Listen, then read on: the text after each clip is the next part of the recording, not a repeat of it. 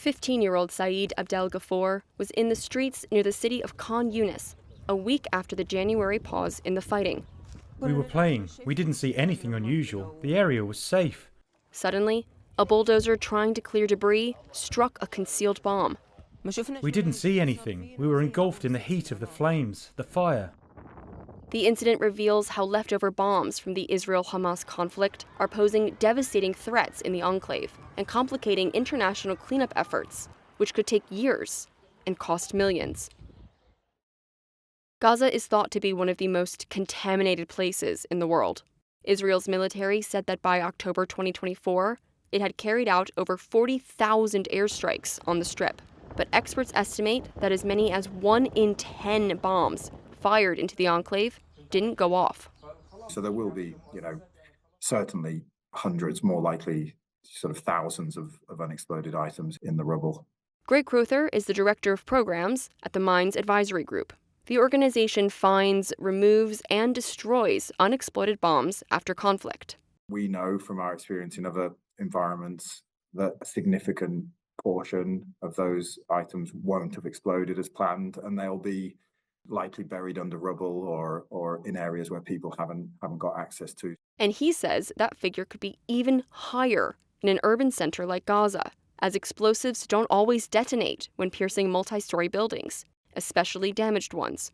The longer that we're not able to respond, people will naturally try to do things themselves. They want to rebuild, they want to remove dangerous items, and whether by accident or whether when they're trying to move something, things will go off. Since October 7th, 2023, a UN and NGO database shows at least 23 people have been killed and 162 injured by discarded or unexploded ordnance. Aid workers believe that number is a fraction of the total. The heaviest class of bombs used in Gaza are the Mark 80s. The Mark 84 is the biggest. It's a US-made 2,000-pound aircraft bomb packed with over 800 pounds of explosives that can rip through metal and concrete. If an Mk-84 bomb detonated, it would leave a crater 14 meters wide, destroying everything within a 7-meter radius and killing most people within a 31-meter radius, the width of a full soccer field, according to NGO PACs. The blast can scatter lethal shrapnel fragments nearly 400 meters, according to the U.S. Air Force. And with Gaza's 2.3 million people crammed into an area far smaller than Rhode Island, the numbers could be catastrophic. Israel's military did not respond to requests for comment on leftover ordnance and its role in cleanup efforts in Gaza.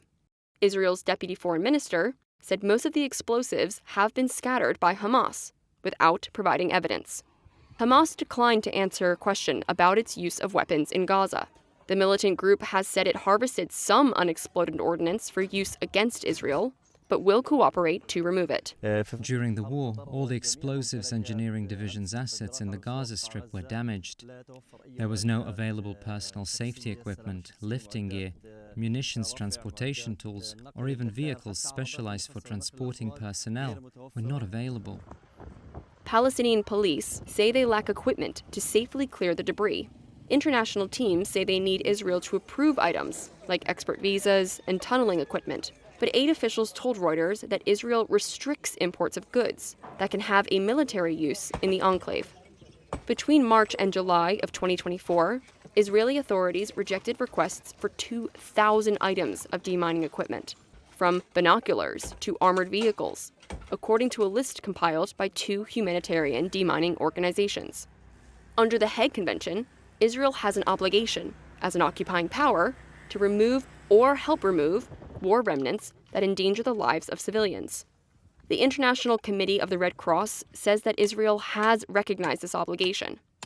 Demining experts told Reuters it is too early to guess how many unexploded munitions there are in Gaza, and there hasn't been a survey. For now, they say they can only mark explosives to try to avoid accidents, especially among children. Like in this mural, which says, "Danger, War Ordnance." When Hani al-Abadla returned to his home in Khan Yunis after the January ceasefire, he discovered that an unidentified bomb had pierced through all 3 floors of the building without detonating. It is now believed to be nestled a few meters in the sand beneath his hallway. Now this place is completely closed off. Now we are trying to stay in the upper floor, far from where this war remnant is. But while many have returned home, others are hesitant.